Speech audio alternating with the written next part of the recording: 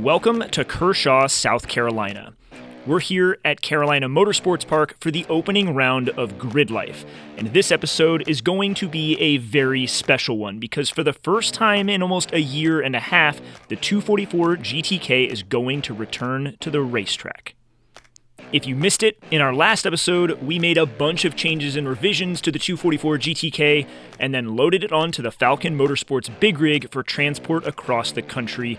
It and we have finally arrived, and it is officially race day. The biggest change for 2025 is the fact that we are officially part of Team Falcon. While that doesn't mean we're professionals, it means we're going to take this seriously. It's why we're here bright and early to unload the car, but first, we've got to say hi and catch up with some friends. That's one of the beauties of these GridLife events. It attracts all walks of life when it comes to motorsports, and thus it's a great opportunity for us to connect with friends both old and new. GridLife hosts a lot more than just the Time Attack series we're participating in. There's also wheel-to-wheel racing, rush racing, and drifting. There's something for everyone here, including music and nightlife if you want to stick around after the racing. With that out of the way, let's talk about the faces you're going to be seeing in this episode. First is Will Dries, who you may recognize from being at all of our test sessions for the 244. Charlie Scott of Auto Technica has flown in from Connecticut. Justin Chenoweth of U-Joint Off-Road is here from Colorado. And then, of course, I've got Blake, our designer, and Anthony behind the camera. Before anything today, we've got a decent bit of prep work to make sure the car is ready to go out on track. Yeah, I agree, this probably all would have been best done before it left, but the clock was ticking and it needed to go on the truck. So let's get some things crossed off the list before it goes out on the tarmac. Charlie and Justin focused on getting the arrows secured and our cables tensioned, while Blake turned his attention to the graphics. After all, that's in his job description. He got our door placards installed as well as the numbers and all the associated stickers required for us to compete. Of course, torquing the lug nuts is a given one, but there were also a few nuts and bolts I realized on our flight that may not have gotten torqued when we gave the car a once-over before it left. Once we started torquing some nuts and bolts, we figured we might as well hit everything that's visible. Anything coming loose could spell disaster, and if that's not foreshadowing, I don't know what is. Beyond that, there were lots of zip ties to install to make sure any new cables and hoses were firmly secured in place, because there have been a lot of changes under the hood and inside the car since the last time this thing was driven.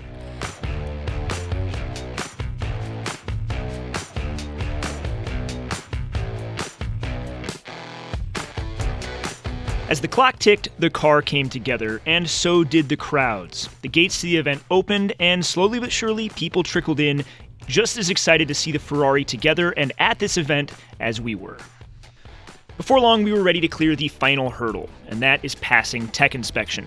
As with any racing series, GridLife requires all of the cars to meet a certain set of standards to make sure they are safe to run on track. Now, I felt pretty confident given that this car has passed tech inspection in Australia at an FIA level. And GridLife approved the car with only one tiny change, and that was tightening an oil line on the turbo. With that, we were cleared to head out on track, and I went back to the trailer to get dressed. I do feel like I have to take a moment to express my excitement for our new Sparco racing suit. It matches the car, it's branded with all of our sponsors, and while I don't really feel worthy of something like this, it sure does feel legit.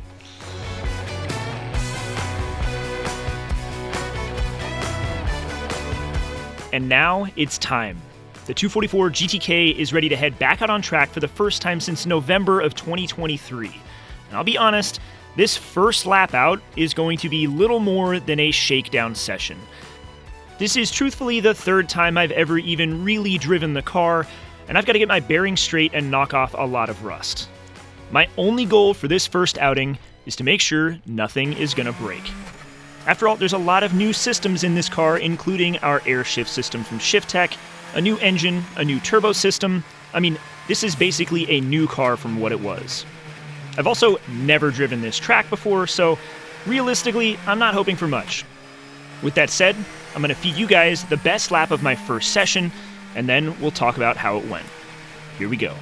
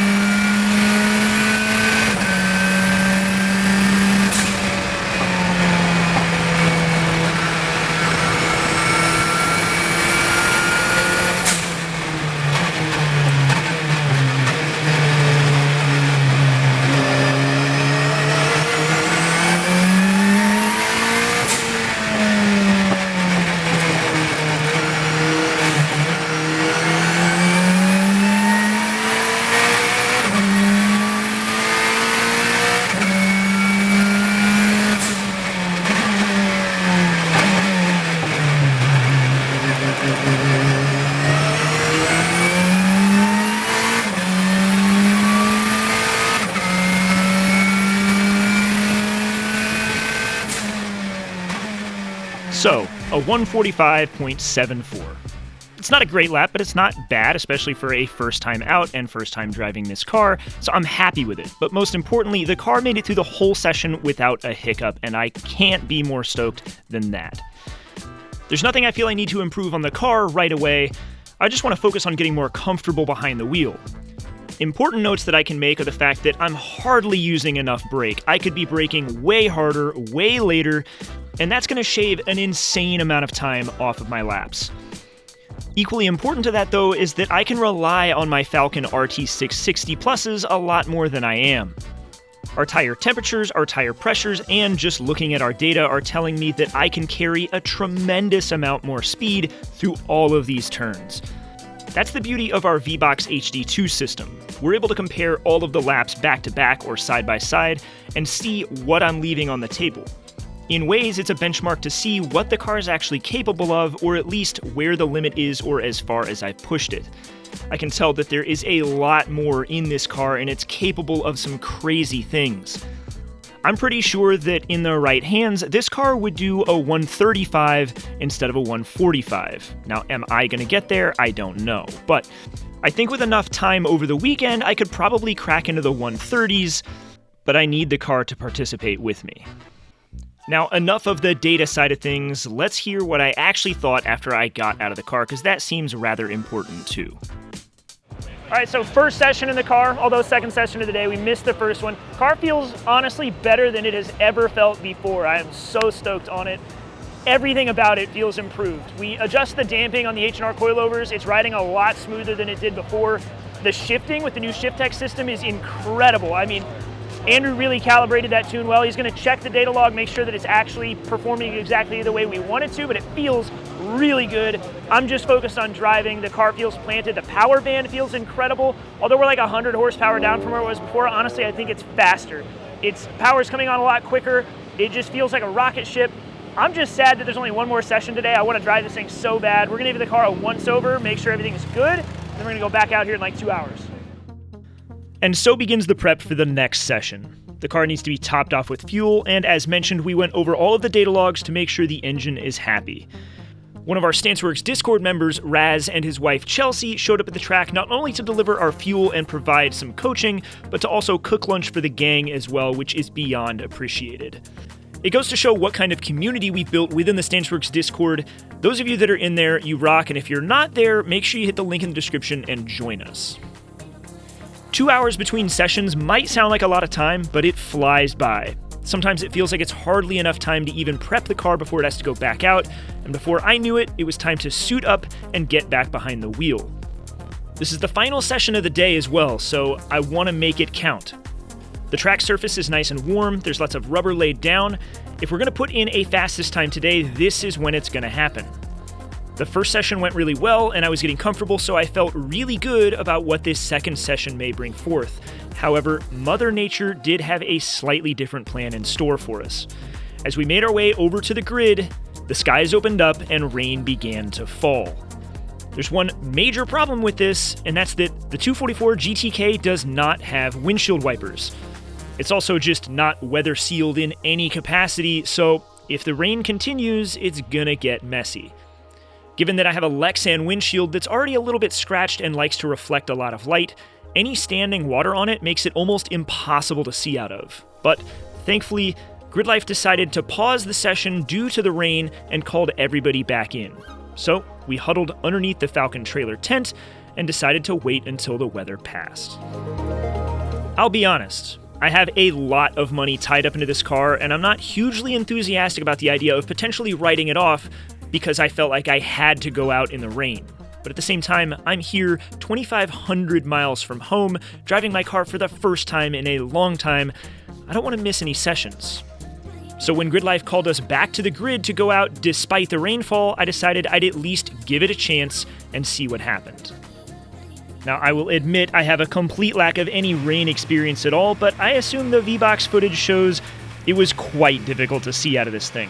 I also was a fool and didn't prep the windscreen because I wasn't expecting rain this weekend, so none of it was beating up and flowing off. Everyone in the session was going slow because it was like driving on ice. If you watch my steering versus braking inputs, you'll also see I was having a lot of trouble maintaining traction going into turns.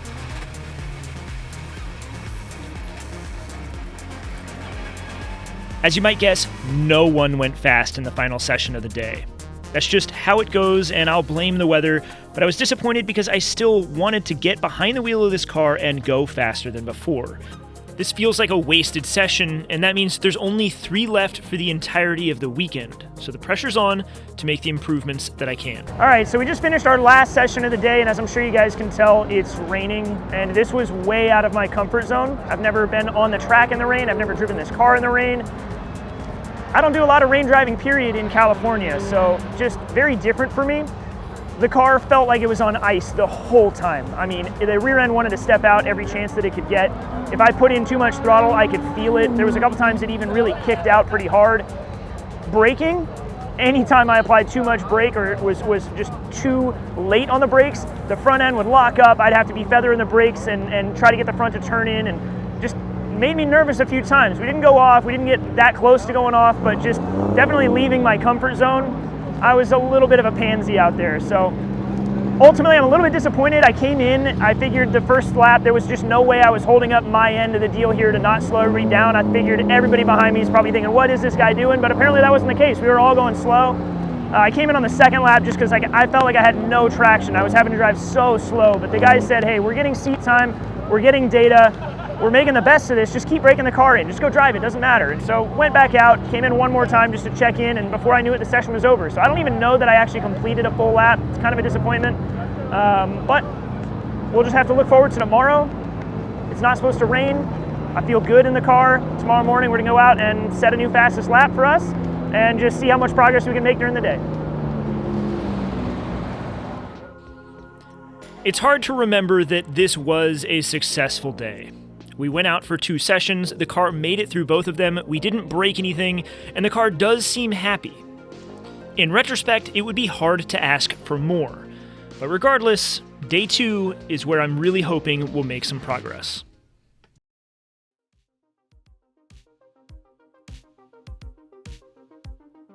Surprise, surprise, we are back at Carolina Motorsports Park for day 2 of GridLife South Carolina. We arrived bright and early, well before the gates opened to the public, so that we could get the car set up and, more importantly, cleaned up. Not only did morning dew coat each panel, so did bits of oil and rubber from an afternoon on track. We used Gion's quick detailer and bug and tar remover to get all of the fingerprints, the grease, the grime, and tire boogers off of every panel of this thing. The matte black vinyl shows more or less any imperfection, and with the big crowd showing up on Saturday, we want the 244 GTK to look like the star of the show. Now that the car has received the Gion treatment, it's time to turn our attention to some actual race prep before the day gets started. So the first thing on our list for the day is an oil change. Now, we changed the oil while we were on the dyno, we changed it after the dyno, but now we have done 2 full sessions on this brand new engine. We have gotten it hot, we have really put it through its paces. I want to do an oil change and just make sure everything looks good. Now, we have pulled the oil drain plug from our dry sump tank. Everything is drained out, it looks really good, but we've also pulled the belt from the dry sump pump and spun the pump over to purge the engine of any extra oil that's in the bottom of it, purge the lines, make sure it's all cleaned out. It's not really your normal oil system you find on a normal car, so there's some extra steps here.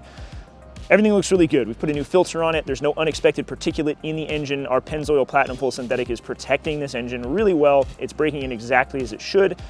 Now that this system is empty, we're gonna go on and refill it back up with Pennzoil Platinum. This stuff is formulated for high-performance turbocharged engines just like this one, and I'm really excited to see how the car is going to do today now that we're making some simple changes. Now, one other change that I do want to make as far as our oil goes today is I'm actually going to put less oil in the car. Yesterday we were running like 15 quarts of oil and we were struggling to get the oil fully up to the temperatures we want to see. By reducing some of that capacity, we're going to get more heat into the oil. That's kind of one of the benefits and drawbacks of a massive dry sump system like this thing has on it. We don't run an oil cooler, just the sheer amount of Pennzoil we have in this car can define how much oil temperature we have or how much control we have over it. So today we're gonna put, let's call it 10 quarts into the system and see how we fare. I'm excited to see how it does out on track. The weather out today is beautiful. It's very cold right now. It's 45 degrees out here, but It's supposed to warm up nicely. It's gonna be a perfect morning. We've got about an hour before we go out on the track, and I couldn't be more excited. With our oil changed, it is already time to get out on track for the day's first session. We're up first at 8:30 a.m. Raz was careful to remind me that it is a cold track with cold tires, and it's going to seem almost as icy today as it did yesterday in the rain. I've got high hopes of beating the times we put forth in our only successful session yesterday, but I've got to be careful in leaning into it. We don't want to send the car off track right out of the gate.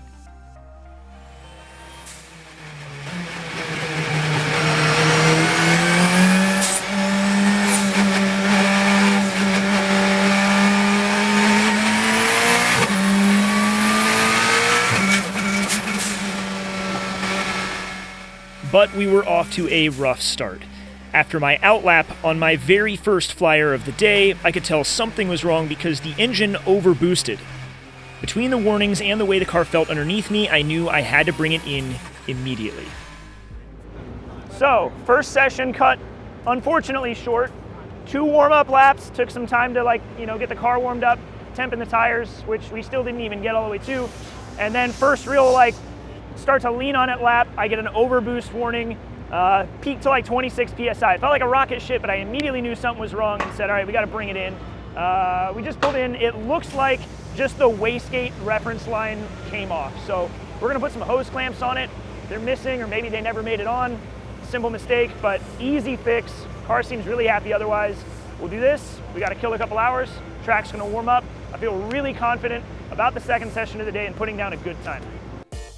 Now, I won't lie, it is a little frustrating and a little embarrassing for a single hose clamp to cause me to cancel the rest of a session. But it could happen to anybody, and as far as issues go, that's about as small as it gets. Honestly, this type of stuff is why we're out here.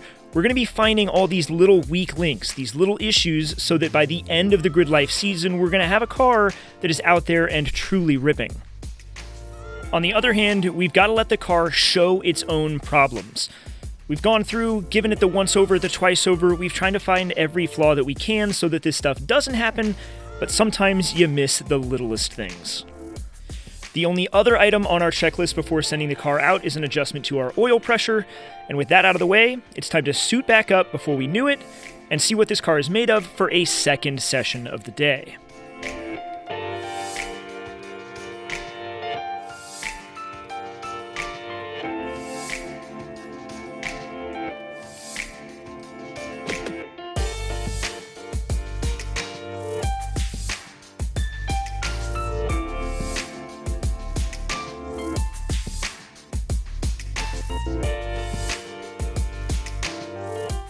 This session went a lot better than the first. We got almost the entire session in and ran our fastest laps yet. Here's the best one.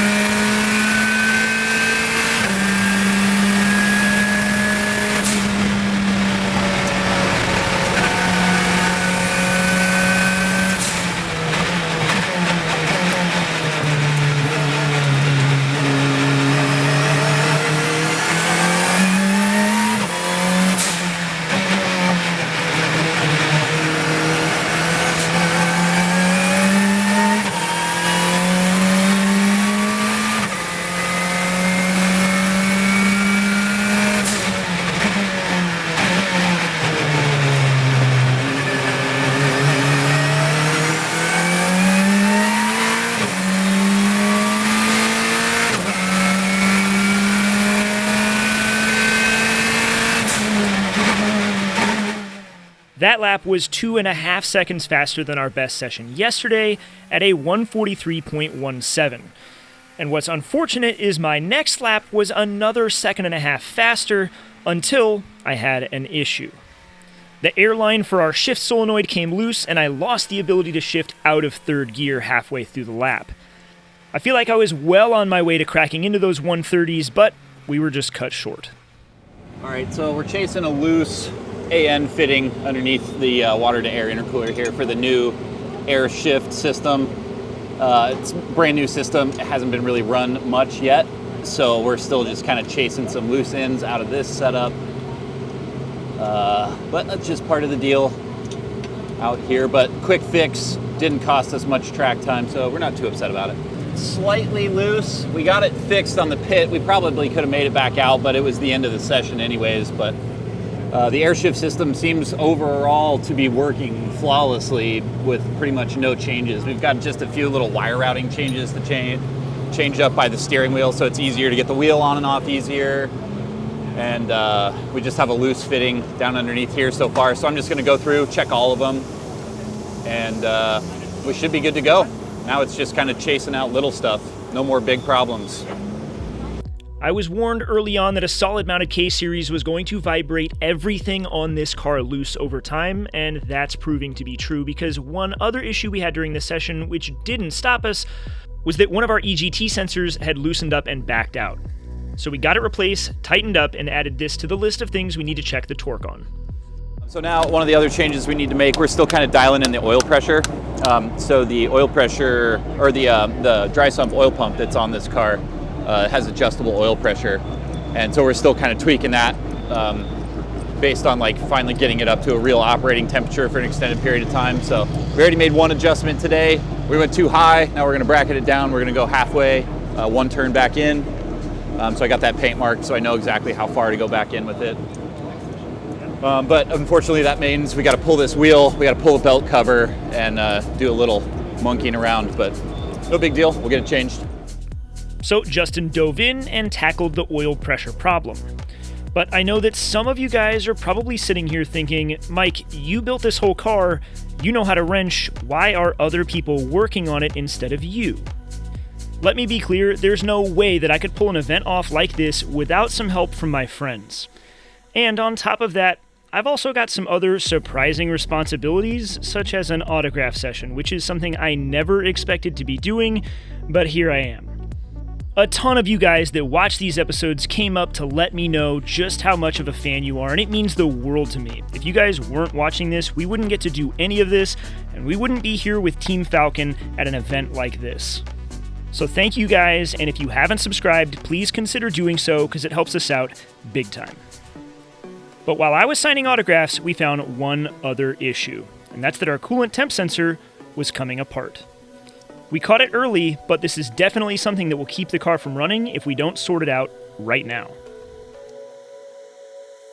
Okay, so it's not the brightest idea at the moment, but what I don't want to have happen is have the coolant temperature sensor end our final session of the weekend. That'd be a real heartbreaker, so we're going in, we're going to turn off its ability to tell the rest of the car to stop freaking out.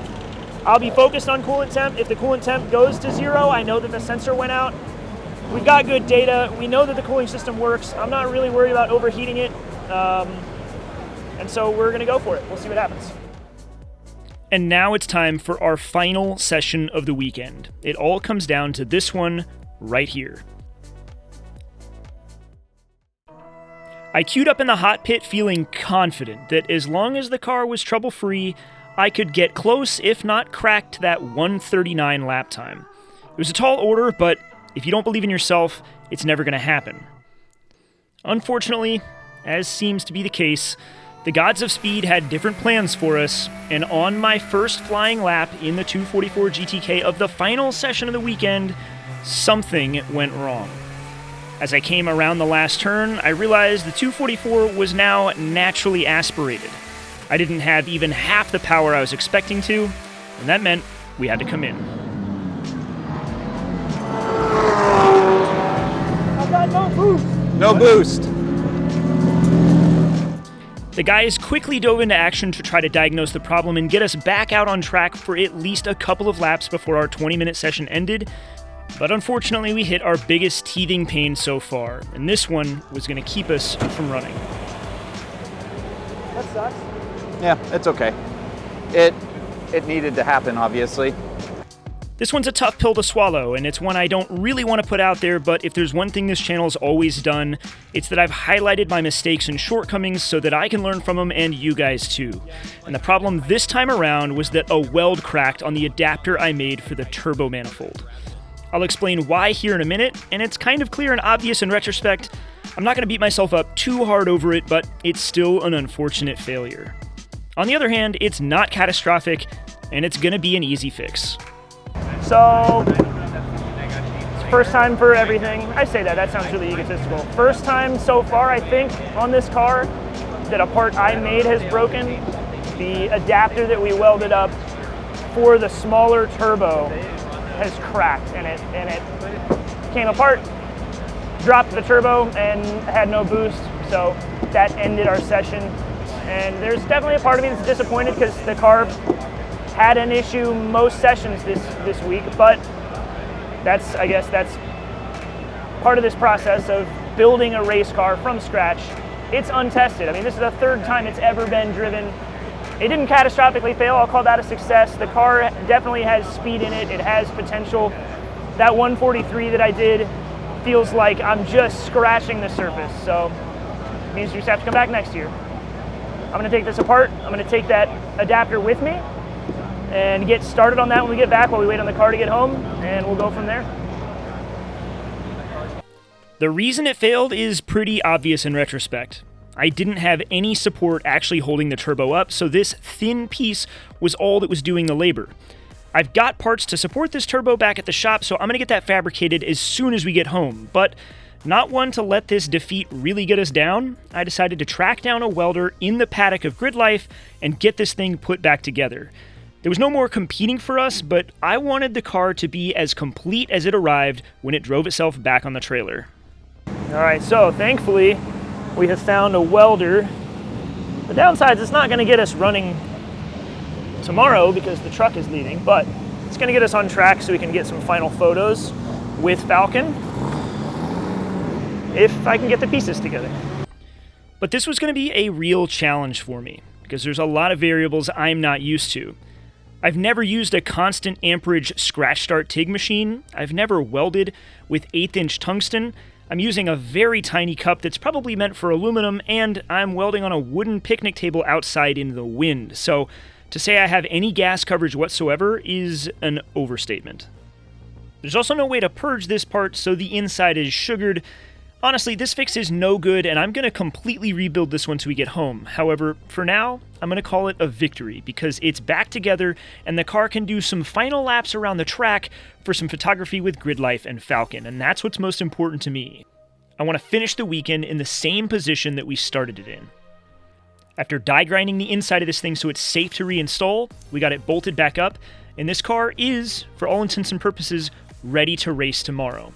It's only a shame that we won't be here to do it. But we set out on this weekend knowing that it was going to be mostly testing. And I think with that in mind, it would be hard to imagine this weekend going any better. The car held up really well, all things considering, and this is the first event it's made it through without a catastrophic failure. And while some might poke fun at that, that is a milestone for a completely custom car like this. At the end of the day, we're out here, we're racing it, and we're doing this for real. And the car will be back to the StanceWorks shop here in about a week, where we'll be able to make plenty of revisions, plenty of changes, and plenty of improvements to make sure that our next event at Gingerman in Michigan goes even better. The most important piece of the puzzle at this point is for me to get comfortable behind the wheel and to start leaning on this car and those Falcon RT660 Pluses to push them to the limit. I'll see you guys in Michigan in a couple short months. And until then, thank you all for coming on this journey with us.